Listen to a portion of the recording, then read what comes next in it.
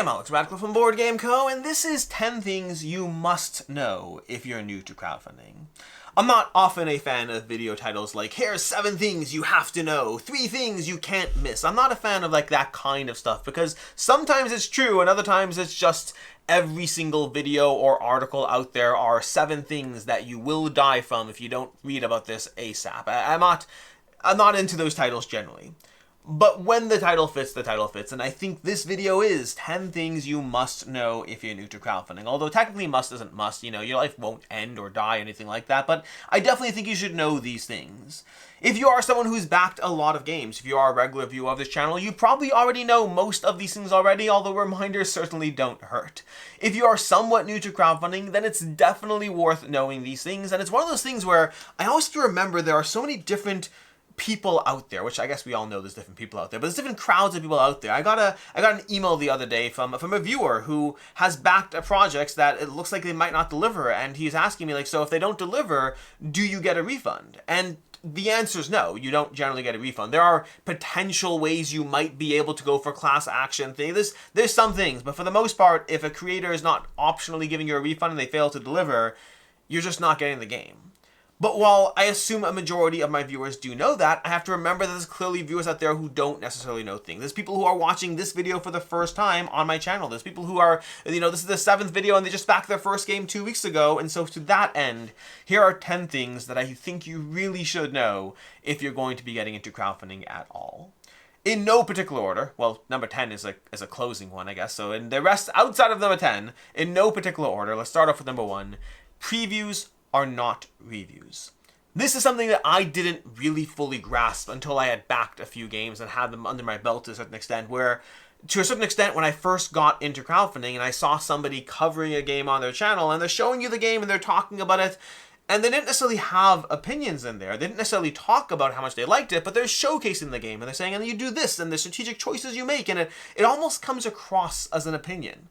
Previews are not reviews. And even if with a separate category, I'm not going to heavily get into it, but there's a separate category of sponsored content. Even if it is a review, be mindful of sponsored content. But before we even get there, previews are not reviews. If you see a preview for a game on crowdfunding, if you see a creator talking about it or showcasing, if you see an Instagram post, a reel, anything at all, try to establish what type of content that is. Because there's a lot of sponsored content out there that may not immediately be obvious that it's effectively an advertisement for the game, not a critical review or opinion of the game. Now, I don't have an opinion with I don't have a problem with sponsored content. We do sponsored content on the channel as well, but I do think it's essential that you, the person backing the game, know what you're watching as to whether it is or isn't sponsored content. Are you watching an ad or are you watching a critical opinion? It is important to know those things. A separate line from there that's also worth knowing is even within the category of reviews, there are channels that are willing to be critical about the things they are covering, and there's channels that are more of a showcase, more of a highlight. There's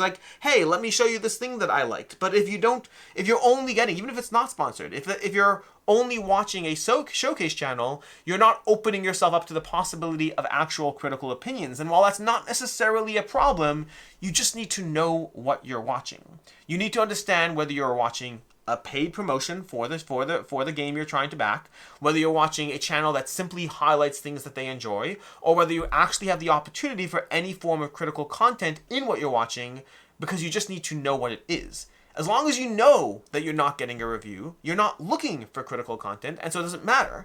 But if you think you're getting a review, the absence of the critical content might make you think it's a better game than anyone is actually telling you it is.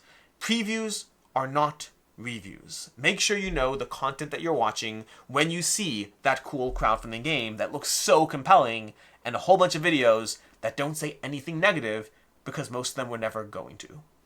Number 2, testimonials are nearly useless. Nearly useless. There's things I look for in testimonials that sometimes can matter, but their testimonials are generally close to useless. You see a crowdfunding page that's chock full of this person said that, this person said that, this person said that. You might see my face next to something that makes it sound like a great game, and it may not be that my opinion is it's a great game. There's multiple reasons why testimonials are near useless. I'm going to go through them in any number of orders. First of all, I'll go with the edge case and the exceptions, but it has happened to me. The edge case and the exceptions is where your testimonials are misquoted. And that could either be a word was changed, it could either be context was missing, where they had the first half and the end of your sentence and they took out the section in between and they put a little ... and it makes it look better. But misrepresentation of what you said is the first thing that is a potential problem. But again, that's very infrequent. The bigger issues is half the time they're pulling testimonials from sponsored content. You have someone doing a sponsored highlight of the game and they're talking about, it's not even an opinion piece, but they're talking about like, oh, you know, you're gonna have so much strategic choice as you go through this game, and they're trying to convey to you what the game is. They're not giving you a critical, thought out opinion, and then that little blurb is taken as a testimonial, put on the page without any tag at all, telling you this is from a sponsored video, and you think you're getting a critical, a highlighted testimonial, and you're just getting a blurb of thought that happened to be in a sponsored video. Number 3 is that without context, it just doesn't matter. If you watch so many videos, there's so many videos that I've given a 2.5 or a 3 or whatever it is, but I have a dedicated section in every single review I do of what I like about the game. It is not hard to find a game that I didn't like and then pull out the one thing that I did like because I actively have a point of saying it. I might say this game wasn't for me. It was way too light. It was way too easy to play. I can say a number of things. But then somewhere along the way, I said the game is really accessible because that is a pro. I like that it's accessible, but I don't like that the decision space isn't there. But then you have a testimonial, Board Game Co. This game is accessible. Like, okay, so I actively don't like the decision space in the game, and I think it's not that great. It's so easy to pull out a single sentence from any single video anyone has done that highlights something that they enjoyed, because there usually is something to enjoy. And then your takeaway, because if you don't watch that video, all you know is so-and-so thought the production was beautiful. And they leave out the part where so-and-so said, but the mechanics were horrible. There's always something good to say. And then number 4 would be, very often, creators are asked for testimonials. Meaning, if you pull a quote from a video that I did and you throw it on the page, I'm not going to get in your way. But very often, creators are directly asked, can you provide a testimonial? And something I used to do that I've stopped doing for the most part is nowadays, if I really like the game, I give a testimonial. Otherwise, if you pull it from the page, I let you, but I don't otherwise give one out. If I thought the game was mediocre and you asked for testimonial, I say like, hey, I'm not really providing a testimonial. I thought the game was good, but not like great. It is what it is. And so that's something that I personally do. But earlier on, I didn't. Earlier on, if you asked for a testimonial, I thought the game was mediocre, there's always a way that I can find something that's nice testimonial, because I want you to feel good. I want to feel good. I don't want to hurt the creator. They're asking me to say something nice. And so I will actively say, the production was beautiful, or I was really excited to play this game, or something else that's fluffy, that's a little piece of fluff that has no critical substance to it. And again, when you're browsing through a page full of 15 testimonials from a lot of creators, trying to pay attention to which ones have a fluff that doesn't actually mean a lot, or which ones critically seem to say that this is a really good game. I had fun playing this is not the same as this is the potential to be in my top 10 games of this year. Those are different sentences that both sound good on their own, but one actually has meaning to it, and the other one is you had fun. Okay, I have fun doing a lot of things, but most of them aren't activities that I'm going to choose to do over other activities. Number 3. Delivery dates are optimistic at best. Don't get me wrong, every once in a while there's a creator who manages to deliver something before they actually told you they would. But when you're back in that game and it says, hey, it's going to be available November 2026, and you're like, that's a year away, that's so far, but maybe, I'll go for it. I'll go for it. This game looks super cool. I haven't seen anything like it because, you know, you're new to crowdfunding, you're finding your stuff for the first time, and you see that November date, and you're like, it's going to be my little holiday gift to myself next year. Suddenly, it's January 2027 and the creator's telling you it's still going to be another 6 months. This is not atypical at all. While there are creators who exceed their expectations, exceed the estimates they give, and there are creators who actually deliver based on when they tell you they'll deliver, the majority of crowdfunding, I would say that if you are someone who backs crowdfunding on a regular basis, 0 to 6 months late barely even counts as late. 0 to 6 months after the date they told you is the accepted range for like, hey, that's life, that's okay. And that kind of makes sense to a certain extent because delivery dates aren't really the average. They're the expectation assuming nothing goes wrong, and it's complicated. Production is complicated. Shipping internationally is complicated. All these things are complicated. The state of the world is constantly changing. So things can go wrong. And so that November date, suddenly, as soon as the factory has an issue and you get bumped 2 months, suddenly, through no fault of their own, it is bumped 2 months. The date is almost always the estimate, assuming everything goes well. Sure, you could be a crowdfunding creator who pads it out 3 months, but the problem is then you're telling people it's going to come later, and maybe it'll come on time, but that maybe is often the minority. And so when you are seeing a date on a crowdfunding campaign, every creator is different. Every creator will have a different track record. You can look into their track records over time, but on average, I would say that for the most people, 0 to 6 months past that date will barely register as late. Number 4. All-ins, expansions, add-ons, big boxes, they can be a trap in 2 different ways. The first way is just setting expectations. When you hop onto a crowdfunding page and you see this game and the game is coming in at a $99 price point, you're like, that's more than I usually pay for a game, but hey, this looks very cool. It's something I want. I'm going to go for it. The first trap is that on some campaigns, not all, they will slowly add more content to the game throughout the crowdfunding campaign. Meaning, day 1, you're looking at a $99 price point, but by the time you get to the end of the campaign, suddenly it's a $222, and you don't know how it ballooned that much, but the problem is you didn't want to spend $222, you barely convinced yourself to spend $99, but you do want all this stuff, you don't want half of a game, and so there is this kind of slow increase that can happen in crowdfunding campaigns where you walk in thinking that you've convinced yourself to spend X, but X really might be more than that. Now, that is a little less common. It's not the norm at this point. It is something that certainly can and does happen. But at this point with crowdfunding, the state of crowdfunding where it currently is, I would say that is less frequent, but still happens. The bigger trap is that even if you know that this is either coming, or if you already see it on the page, the bigger trap is that a lot of add-ons, a lot of big boxes, a lot of all-ins, expansions, all these things, a lot of them are designed to maximize your FOMO, to maximize your desire to want it all, but often include content you'll never play, and in some cases get in the way of the experience. Big boxes sound delightful, and in many cases they make it harder to table the game. There are some that make it great, there are some amazing, there are some that are absolutely amazing, but in many cases a big box can make it harder to get the game tabled. Expansions can make it more complex to actually pull out what you need and play the base game that you would have enjoyed the first time round, and in many cases they don't add value. Now again, there are many exceptions to this. In no way am I saying that all expansions are useless. I've done 2 full videos on times that I went all in and totally am happy with what I did, and times I went all in and totally regretted it and it wasn't worth it at all. I've done 2 full videos. Maybe if I remember, I'll link them down below in the description. But it's not an across-the-board statement that expansions are not worth it, but it certainly is something to be mindful of, that especially when you're debating whether you should pay money or not for more content, when you barely convince yourself to spend enough, at that point, half the time, it's not going to be worth it anyway. It's actively content that will get in the way of the experience, or at least not add to your enjoyment.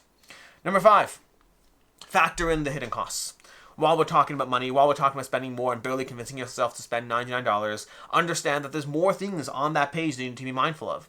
There's shipping. Shipping's the biggest one. Shipping is going to have a little number on a page telling you this is how much more it's costing you, and understand that in many cases it is an estimate and not a guarantee.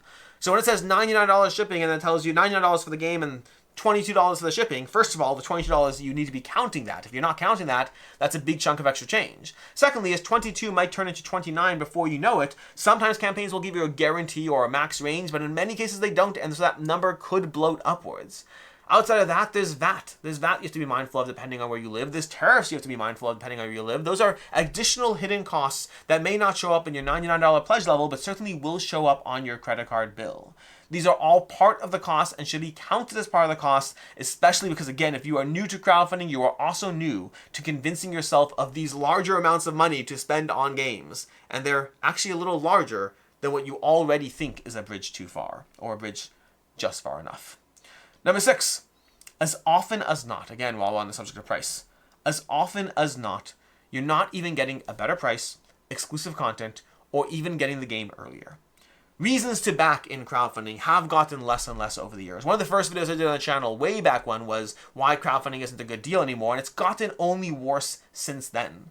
Between tariffs, between final cost shipping, between COVID and freight and everything else, creators have had to be more and more conservative to make sure they don't get hit with bills they can't afford to pay, but that means higher costs for you and less margin for error, less margin for deals. If I did a video 5 years ago of why crowdfunding isn't a good deal anymore, and it's gotten worse since then. Recently, Chris George, Women Board, he did another video. I'll link to both those down below if I remember. Both those videos, mine and from Chris George, talking about why crowdfunding is just not where it is. And don't get me wrong, there's still magic in crowdfunding. I still back things, and I'm still very happy with many of the things I back, but you have to understand that as often as not, you are not getting a better price or exclusive content or the game earlier or any reason to back outside of pure FOMO. That game may well be available in retail. And again, sometimes it's not the case. Sometimes you are getting a better deal. Sometimes that exclusive version is only available at conventions or on crowdfunding. Sometimes the game does not show up later. There are many reasons. Sometimes it's region-based. Sometimes the fact that a US backer might not be getting a better deal doesn't mean that you, based on where you live, this might be your cheapest way to get it. There are many times reasons to back things, but one of the biggest reasons to back things is still going to be FOMO, fear of missing out. The uncertainty as to will this be available down the road. And it takes a certain number of times that you back something only to see it available online for the exact same thing, for less money and less risk, and you're no longer excited about it. The reviews came in, it wasn't good. It takes a certain amount of times of being burnt by the understanding that there was never a reason to back in the first place before you start pulling back your backing dollars. And again, look at every campaign differently. Every campaign is going to be a bit of a different conversation as to whether there is a good reason to back or not. But at this point, on average, I'd say that outside of supporting the creator and FOMO, more often than not, there's not a good reason to back. Number 7, late pledges exist. Take advantage of that. You may not even know what late pledges are, depending on who you are watching this video. But late pledges are a concept. Late pledges is the idea that the campaign is live for 2 weeks, 3 weeks maybe, and you have this sense of urgency. You have to back now, because otherwise, who's to say what will happen a year and a half from now? This might be your only opportunity to get the deluxe version. It might go up later. The price might go up. All of these things are true. But outside of that, there's also the late pledge window. This is not true in all cases, but it is true in 99% of cases. The vast majority of campaigns have a late pledge window, and the vast majority of those campaigns don't charge you more to get the game in that late pledge window. So sure, is it exciting to back something now, doing that 3-week period, watching that number creep up, 1.2, 1.3, $1.4 million the campaign raised, and I'm a part of that. It's even cooler when it hits like 10 million and you're like, we might break crowdfunding history. Being a part of that is cool. But it's also cool to save money. It's also cool to not be driven by the current FOMO. It's also cool to wait 3 weeks and see if you still care about this thing that you only first heard about on Facebook because of some ad yesterday. Late pledges are the concept that even though the campaign window is available for however long it is, 2-3 weeks, after that the late pledge is open and you can still buy the game at the exact same price point, often for months. Sometimes for years, but often for months later than that 2 to 3 week window, you can still evaluate whether you still want to buy that thing. And more often than not, you don't need to spend $1 to get access to the pledge manager. Again, there are exceptions. Sometimes campaigns make you do that, but more often than not, you can just come later because most creators would like your money if you find out about the game for the first time 2 months after the campaign. Most creators still want your dollars at that point, and so they keep things open. Sometimes creators will charge more in late pledge, specifically to incentivize you to back during crowdfunding. But usually they'll tell you so, because if they don't tell you so, they haven't actually incentivized you for you to back the game during crowdfunding. They have to tell you in like one of the FAQs or in an update saying, hey, this is going to cost more during the late pledge period. At which point there's at least a reason to get it during those 3 weeks. Late pledges exist. Take advantage of it. Do not be pushed too much by the FOMO of the current moment that you just found out about this game. Number 8. This is a big one. Second editions, or reprints and expansions, often show up in ways that can be frustrating. The nature of crowdfunding is very often creators make this game, and then once it arrives, there's hype and there's buzz around that game, and that's when the second edition, well, usually the expansions, second editions are less frequent. That's when the expansion and reprint launch.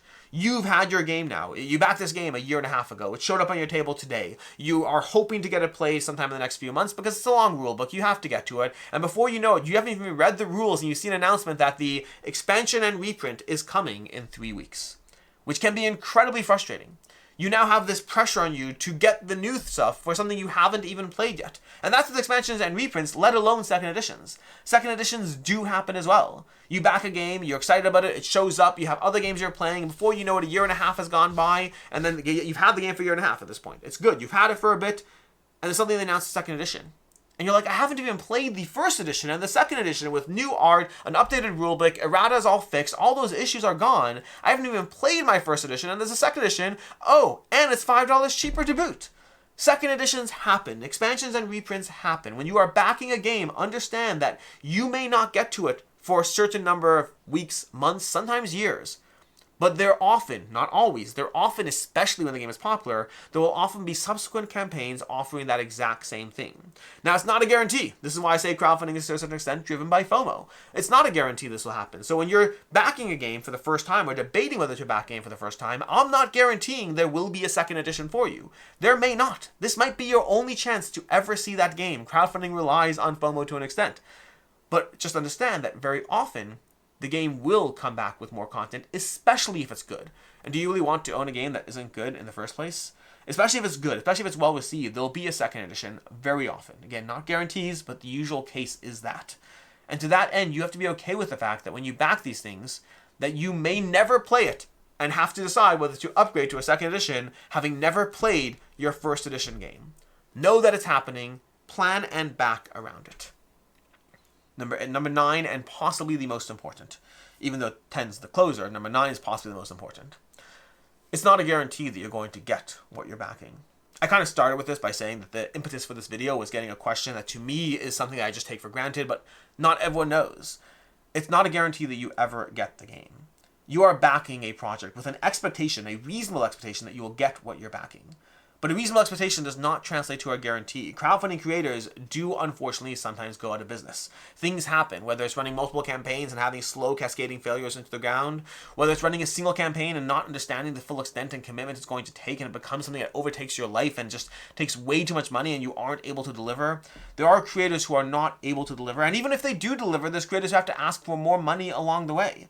Whether it's tariffs, something that could be outside the creator's control. Something happens where it's just like tariffs are there and suddenly there's an extra cost that no one could have known about and it's being passed on to you because the creator can't possibly absorb all those costs. And so you have these situations where crowdfunding is not a guarantee that you'll ever get the game. It's not a guarantee that there won't be extra charges along the way. And it's definitely not a guarantee that the game is even going to be good, which honestly probably should be its own bullet point, but it is what it is. There are no guarantees in crowdfunding. The probability is you're going to get what you back. The vast majority of projects, I have backed a lot of projects over the past 5 years, and I've gotten the vast majority of them. I'd say my rate's probably around, if I had to guess, I'd say it's a 98% success rate. I think 99 is probably too. At this point, I've had a few fail, and I haven't backed like that many. I've probably backed like 300-400 projects total over the past 5 years. Maybe less than that. Maybe less. I'm curious now. I'll have to check that up some other time. But I've had 4 or 5 failures at this point. So I'd say somewhere between 96 to 98% success rate as far as the projects I've backed, but that still means yet your failure might be this first campaign that you're backing. That failure might be the first time you decide to spend $400 on an all-in. The failure could be anything, but failures are a possibility, and if the failures happen, there are no guarantees. Sometimes you get a version of the game. Maybe another person picks up the game and you get a base game copy. Sometimes you get a partial refund if you're lucky. Sometimes that the fulfillment company is able to ship it on to you, but you have to pay a kind of ransom cost because they never got paid by the creator. There's all kinds of things that can happen, but one of the things that can and does happen is you simply never see the game or another cent ever again. You backed it, you hoped you would get it, and it never ever happened. That does unfortunately happen. And you have to know that that's a possibility. And number 10 is not really a... Number 10's a counterpoint to everything I said till now. Not a counterpoint. Something to know, I guess, after the buzzkill, after the last 9 points. Crowdfunding is a magical place. It truly is. Some of the best games I own are games that I backed. And I don't think that's a mere coincidence. I think that there's a lot of things you can do with crowdfunding games, both in terms of production quality, the ambition of certain types and designs of games that would never succeed otherwise. Crowdfunding allows things to happen. It allows creators to thrive. It allows people to come out there with an idea that nobody would have bought into and then bring it to life. And sometimes those ideas suck and the games suck, and other times the ideas are magical and the games are magical. Crowdfunding is incredibly fun at the right times, and there's so many games that I am excited when they show up, and there's so many games I'm excited to back. Every month there's another campaign that I'm like, that's another one that I want. Sometimes I get it, sometimes I don't, to try to have more self-control these days, but not every so often, on a regular basis, there are campaigns that I want, and there are campaigns that I back. And there's packages that show up. There's something magical about backing something, and then a year and a half later, you have a package show up. And if you're doing this on a regular basis, every month a package is showing up. A little gift from yourself, from your past to your present. There's a lot of fun to be had in crowdfunding. But I also don't believe that it should replace the bulk of your board game purchases. I believe retail often has a greater degree of reliability, a lower price point. Sure, the games are often less deluxified, but you're paying a whole lot less for them. So more reliability, more reviews available, less deluxification, but at a much better price point and accessibility, which I think I said for the 3rd time now. Retail has a lot to it. There's a reliability, there's a consistency. I think crowdfunding for many people can and should be a part of a well-balanced board game diet. But I don't think it should be the majority. Think of it almost like junk food. It's going to take up a good chunk of your calories if you take it even sparingly. But it's certainly not the thing that should be your entire diet, because it's delicious, but it's not always good for you. Some junk food is delicious and good for you, but that's a different story for a different time. That's basically it. These are 10 things that you should know if you are getting into backing board games at all. If you're getting into crowdfunding, these are 10 things that you should be mindful of, because to many people who have been doing this for a long time, these things are known, these things are obvious, these things are things you've learned along the way and you know. But to many others, these are things you'll have to learn. And hopefully this video will save you some of that learning at the cost of your own dollar. In any case, until next time, I'm Alex Radical from Board Game Co. I hope you enjoyed this video, and as always, I hope you have a good one.